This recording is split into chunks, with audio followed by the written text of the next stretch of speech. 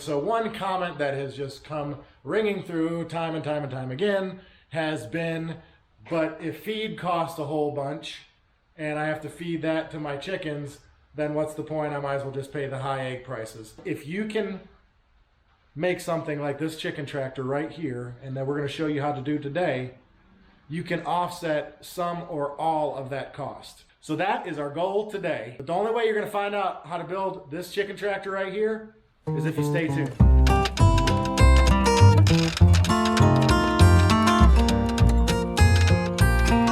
Recently at Cattywampus Acres, we've been talking all about raising your own chickens so you can get your own eggs. If you've been to the grocery store lately, you've seen how much eggs are costing. It's out of control. There's a whole bunch of reasons why I believe that it's actually going that way, but that's not what we're here to do. We're here to encourage you to become more self-sufficient, to be a homesteader, and to learn everything you can about growing and raising your own food. So we've been doing a lot of short videos lately, and what I've noticed is when I bring up anything about chickens, a lot of people are talking about feed costs. And so feed costs can be a thing, and I think right now our average bag of feed for 50 pounds is right around $13 to $15. That's the price it's been, honestly, for quite a while. So that really hasn't changed a heck of a whole lot. But that can be pretty costly, and that can sort of add up depending on how many chickens you have. So one thing I wanted to do is show you a way that you can offset some of this cost, and if not all of it, depending on your setup. And that would be by making a chicken tractor. You can see our chicken tractor right back here. This thing we've been using forever. It was one of our beginning homesteading things. It weighs a ton. It's seen better days. We got a couple of silkies in there right now. Not my favorite, but it certainly has gotten us through quite a bit of stuff. It's like 4x8, and it's only a couple feet tall. And so I wanted to build a new one that's an improvement on that I can move easier and get around, and I want to work it around the garden that is back there and around our yard. So if you're new to chickens, or maybe new to homesteading, you may have heard the word chicken tractor bounced around, or maybe you've never heard it at all. And a chicken tractor just refers to some kind of structure, no matter how small or big, that you can move and pasture your chickens so they have a new area to basically hang out and graze every single day. So I'm certainly not inventing anything new. I just want to show you that it's very simple, and I will give you a cost breakdown and basically a lumber parts breakdown at the end, so you sort of have an idea what we're looking at. But I will say I have a lot of friends, and I know a lot of people who have been using chicken trackers exclusively, and they are able to most of the year not feed their chickens any commercial feed, which is pretty awesome. And honestly, that costs you nothing once you actually raise these chickens up. I would certainly encourage you to search out pastured chickens. And another person that comes to mind is my buddy Travis down at Lazy Dog Farm. He actually grows cover crops and then moves his chicken tractor across those cover crops, and he's able to basically not feed these chickens any kind of commercial feed majority of the time of the year, which is pretty awesome. We want to do the same thing here, not only to benefit our garden with all that awesome fertilizer and basically keep the cover crops at bay, but it will also offset a lot of our costs on feed. So thank you so much for joining us here at Cattywampus Acres. My name's Jason. If this is your first time joining us, thank you so much. If you're part of the Cattywampus crew already, thank you so much for coming back. If you haven't subscribed yet, please consider hitting the subscribe button down below and hitting the bell notification right next to it so you can keep up to date with everything we are doing here on the farm. Share these videos with somebody that you know that might be interested in raising chickens and getting their own eggs. So the only thing we can do right now is get into this chicken tractor. So as with most things I do, if you've ever seen me build a project, I usually don't have a whole heck of a lot of plans ahead of time. Most of my plans start in my head. So I will do my best to describe everything I'm doing so for you on the video. So if you want to repeat this process and build one yourself, you can do so. And I will try and remember, if I'm good about it, to put a list of things that I've used down in the description below. The first thing I want to start with is the base. I know I want it to be 4x8, so I have two 4-foot decking boards. I'm using these decking boards. I think these things are considered 5/8 thick. And then I have two 8-footers. So first thing I'm going to do, as you would expect, make a base out of these. If you've ever been with me for any amount of time here in any of our projects at Cattywampus Acres, you'll know that I like to use these spax screws. These things are awesome. I don't really have to pre-drill or anything. They're just exterior construction screws, and they have served me quite well. I'm still waiting for that spax sponsorship to come in, but it's all right. I'm gonna keep using them. Okay, so we have the base frame put together. It is 4x8, like I mentioned, and as you would expect, it's pretty flimsy. So I built these gussets here just out of scrap boards, same thing that I made the frame out of, and I'm going to attach those to the corners here so we have some kind of strengthening to this frame so it's not as flimsy. Okay, so here's the next plan. I need some kind of upper structure, and I'm going to build the sort of interior around the structure, and I wanted it to be as light as I possibly could. PVC is an option, but I've tried to do that before, and I think it just made me more angry than anything, and it didn't end up being worth it. What I've done is I've taken these 50-inch by 16-foot cattle panels, and I've bent them over themselves, and this was not super easy, and I'm sure there's people that can come up with some really good ideas. I probably, if I would have spent a little bit more time with it, could have came up with a better idea. But essentially what I did is I went up 9 sections, put a 2x4 across it, and then used my strength to pull it up and bend it. They are not perfect, as you can see. But next thing I'm going to do is they overlap by about 1 section. I'm going to zip tie that all the way around, and that's going to be the outer structure of my chicken tractor. This will save some significant weight instead of building that out by 2x4s. Okay, so we finished up the tying these two together. It actually worked a lot better than I expected.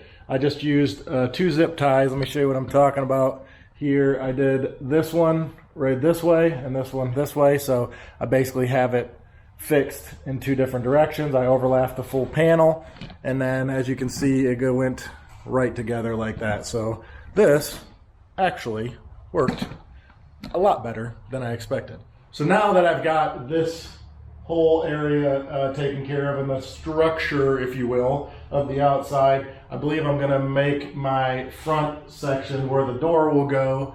I'm just gonna go really simple. I'm trying to keep it as light as possible. Go up with a 2x4, across and down with a 2x4, and then we'll add more support as the time goes. And I'll just try to add it just where I need it, because I feel like that's the best way to keep the weight down, instead of just overbuilding the heck out of it and then having this thing that weighs 3,000 pounds. All right, so I just experienced a very much work smarter, not harder kind of situation. I measured this top board to be the same as the bottom space that I have down there, which I believe to be 46 3/4 inches is what it is. And so obviously this stuff does not move. The hog panel, or whatever, the cattle panel, does not move very well. And so I used a little leverage and got it on pretty tight right now. And first thing I did, I put staples and stapled this tight on both sides. I had this side attached already, and now I just put the screws in there once I got it matching at the end. So now all I need to do is stand back and be super careful. All right. So basically what I did is I used leverage to flex this top part into place, and I wanted to show you guys something. So check it out. This worked out darn near perfect. The 2x4, obviously, because this is a 4-inch section, fits exactly in between here. So as you can see, like, this is what I came up with. So this I did 70 2.5 inches tall, and then this on top is 46 3/4. I say it that way because I've been scolded in previous building videos that I didn't give exact measurements, and so I used a little bit of leverage, a little ingenuity, and got it into place. Now this thing is snug as a bug.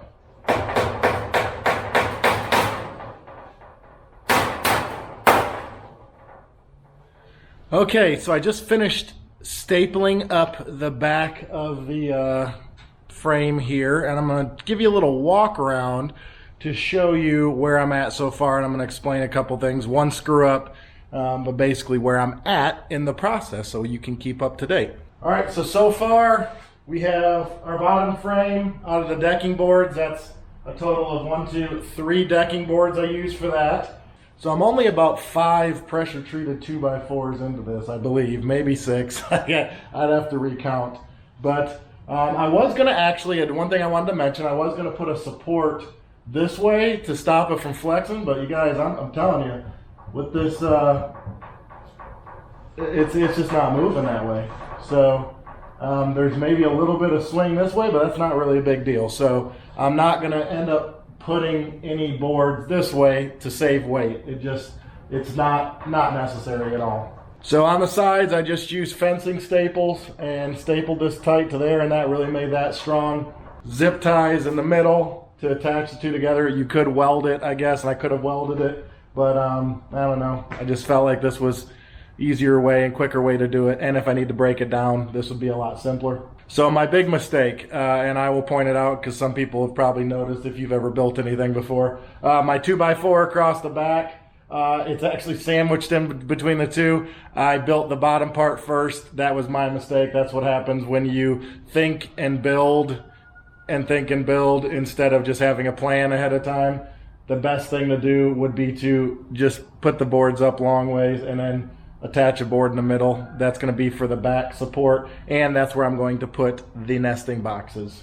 All right, so I bounced around a whole bunch of ideas to use as nesting boxes in our chicken tractor, and I really wasn't coming up with anything. We've used wood before and the galvanized steel like out in our big coop, and I think I've even tried the bucket thing before, so I've tried a whole bunch of stuff. The prefab, if you will, chicken nesting boxes are pretty pricey, like 30 bucks. And so I thought that was a little silly, and I wanted something easy, something that was sort of plug and play. And so this is what I came up with. These are called Tough Boxes, got a tractor supply, about 10 bucks. Comes with the lid. I think this will work. The chicken will fit in there, tuck right back in, and I think I can just attach these right inside there. I think they'll be good. I think they'll be chicken proof. We'll find out. So if these work, this is an idea that you could use for your own chicken tractors and coops. So here's how I installed these nesting boxes. I was going to use the bucket lids. I decided against that. I tucked them in nice and tight to each other. I ended up, I'll show you in a second, so just wait, be patient. I tucked them back there. I attached them to that top board, and then I put a bottom support around the bottom, and then I had a piece of T111. It is honestly just scrap. You can use whatever you want. And I basically went up 2 inches, covering up the front part of this, and I'm telling y'all, these things are in there sturdy. Hey, none of our chickens are gonna knock those down. So let me show you exactly what I did here. All right, you can see how I attached it here. I got a board going across, attached here, and then the board just rides up under the lip here, and then under each one of these here I put a screw right in the middle. The nesting boxes are attached up here, they're attached down here, they are held up, supported with this board, and then 2 inches up is this board, this T111, that I just put some screws in. It acts sort of like a little skirt, and that will hold the egg and the actual bedding, whatever we put in here, and the chicken from sliding out. And some may say like this looks a little small. Chickens love to lay eggs in like 12 by 12 or so spaces, so this is like going to be perfect in my opinion. You can see I put the perch on. This is what it looks like from up top. I used, I guess this is about 3-inch pieces of scrap 2x4, and I just attached those from the back. I think these are just considered a, I don't know, 2x2? Whatever they are. It's not treated or anything. These are super light, super cheap. And I just attached that out there on both sides. And as you can see, nice and sturdy. I can push on it. It definitely can hold a few chickens, but the purpose of this nesting bar and these nesting boxes is for the chicken to jump up, pick its nesting box, go in, climb out, just make it a little easier on them. They like that. I don't really want them to roost on there at night, but knowing chickens, they probably will. So there you have it. I did put a support across the bottom. And I imagine if we have any silkies or anything in here, they will probably use that. Silkies can't jump real high, so if I was a guessing man, they'll probably use that to roost. We also built this door and put a support in. We basically have like a 2-foot door here, and then I got a support right here, and we're going to hinge it on this side. I would have showed you the door building process, but honestly, I'm no door builder, so I'll just show you what I did, and you can take it for what it's worth. So put it together. You could use pocket screws. I chose not to because a lot of you probably do not have a pocket hole jig, and so I just wanted to do it this way. I used wood glue and staples and short spax screws, and basically built the outer frame. We laid the chicken wire across.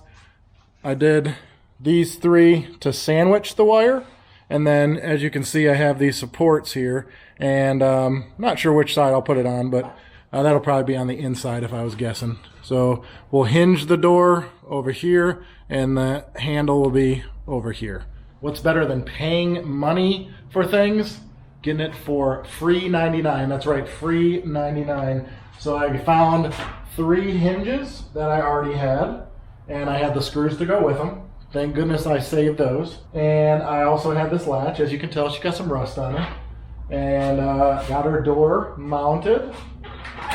The latch, actually I didn't have this part, so what I did is I just used an electrical tie down. So that works pretty good right there. You can enter just like this. And when you're done, come out of here, lock it up, and there we go. It'll keep the chickens in, keep the raccoons and everybody out. You actually can lock these with a padlock or something if you were really that worried. The thing I will bring up, because this has definitely occurred in my years of raising chickens, when you're thinking about a latch for a coop, a chicken tractor, a goat pen, anything like that, you have to pay attention, because this kind, once it's open, it's not very likely that it's going to lock on its own. The little spring-loaded deals, if they stay like that, you go inside the chicken tractor and that locks, you're sort of screwed. So make sure you pay attention to what kind of latch. And if you do have a spring-loaded, like automatic setup, make sure, and this is very important, make sure you have some way to get in there and get it, or else you're going to be calling your neighbor, your spouse, or somebody to come get you out of the chicken tractor. Not that that's happened to me before, but it's happened. Moving right along, we have completed the chicken wire on here. I'll show you. We stapled it to the wood, and then to keep it as tight as we possibly can. Chicken wire is a little bit harder to keep tight. We use zip ties. So we used a lot of zip ties in this project. So if you're building one of these, I would recommend getting yourself a few bags of regular size zip ties. I'll show you what staples we used. It's these T50 staples. They have the sharp ends on them. They're like 5/16. Those seem to work pretty good. So I like those things a lot. As you can see, it goes, we got the 4 foot by, I don't know, whatever. I think it was 24, 25 feet. And so we were able to do the side, the top here, the door, and the side here. And we still have a little bit extra. We'll see if we need it for anything, but it's nice and tight on there. I'm not going to get into the chicken wire or poultry netting / hardware fabric discussion, because this is cheaper. I'm trying to keep this as low cost as possible. The hardware cloth is definitely a stronger option, But with the steel underneath and this here, I'm not worried about any animals getting through. And honestly, we've never had any animals pry through our chicken wire, so I'm not worried about it. So if you're going back and forth between the hardware cloth and the poultry netting, if you want to spend a little bit more, be safer, hardware cloth. If you want to do it a little bit cheaper, but still be okay, poultry netting. We've taken the tarp, we've used zip ties to hold it down super tight to the inner structure, and it's almost like a drum. We're getting it nice and tight, nice and snug. This tarp is a 16 by, I believe, 10 or 11 foot tarp. The second number doesn't matter as much, but being that we have 16 feet to cover, that part is important. But we've stapled it in 2 places down at the bottom, and I tried to stay in the seam. So I understand that when the wind blows and stuff, if it's got any slack, the staplers are going to pull. And so I try to go in a seam as much as possible. So let me move you back here and show you what we're doing. I had my lovely assistant Ellory here hold the tarp tight, and I stapled it along the wood. And what I'm going to do is we ended up cutting about 3.5 inches out. And I took a blade, and I took a sharp blade. She held it tight, and I cut around. And so we sort of were in a tunnel here. I hope this all makes sense. We were in a sort of a tunnel here, held tight, and I just took my blade and went right along and left myself about 3.5 inches. Then I took that, folded it over. So I'm essentially creating a double seam here. And then I stapled all along there. So we're basically going to fold it over just like this and then staple along the wood. So that's the plan. I'm going to show you what we're doing.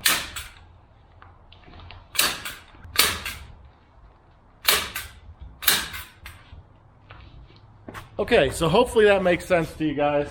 So I have a ton of staples in it, but I folded it over to make it stronger so it won't rip if the wind blows. And just to note, this is a heavy-duty tarp. So the light-duty tarps, if they move, they'll get sort of torn up. And we probably will have to replace this eventually. I'm expecting that. That's okay. But the crucial part here is that this is low weight. Had I used metal, like steel roofing or even plastic roofing, it's going to be really heavy. And we've held it tight so it's nice and snug so the wind won't get to it too much. It will protect the chickens from weather, this back half, and then obviously the front half, they can get a little daylight. I wanted to keep the weight low, and I think that's what we're doing.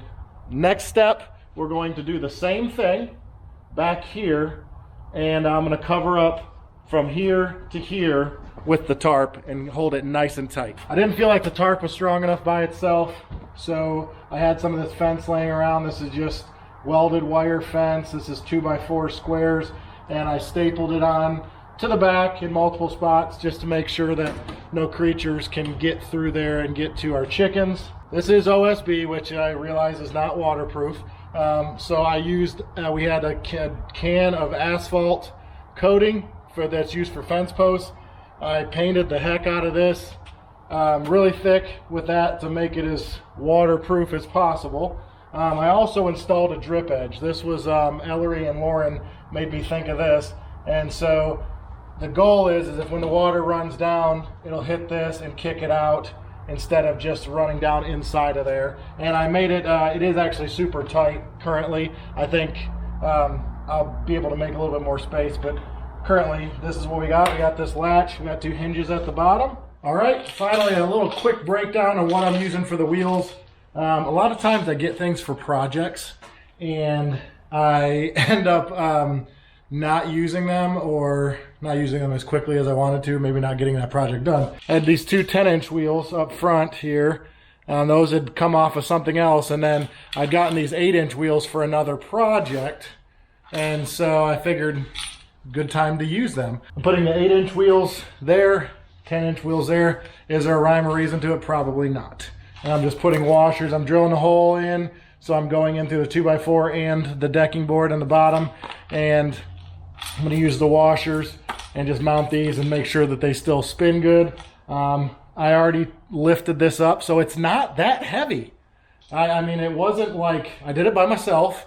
And I just picked it up, pushed it over my head, and stood it up and took out those little gusset brackets that I put in originally. And so It's still pretty light, y'all. I'm telling you. This thing is not like a feather, but it's light. And then once I get this wheel on, I'm going to do the same thing in the back. One thing I wanted to bring up is that we are doing 4 wheels. That is not common. Typically, you do 2 wheels. I'm doing them because we had them. But I wanted to bring up, if you're thinking about doing the 2 wheels and dragging it around, there is a thing called the chick lift. It is a wheel. It's really awesome. It's designed specifically for chicken tractors. And what I want you to do is, once you're done watching this, if you want to do the removable wheel deal, go to my buddy Travis's channel. It's Lazy Dog Farm on YouTube. You can get them on all the platforms, or you can go on lazydogfarm.com. Travis uses the chick lift on his chicken tractor. His is probably a little bit heavier than mine. So if you want to learn more about the chick lift, go check it out at Lazy Dog Farm. All right, y'all, we have put the finishing touches on this 4-wheeled chicken tractor.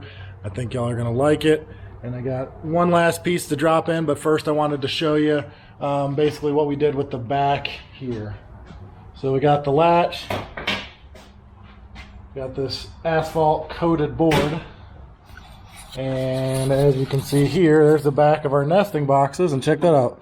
I can get in there and get the eggs. Ellory had an idea. We were talking about the roost, what we were going to do for the roost. I bounced a few things around.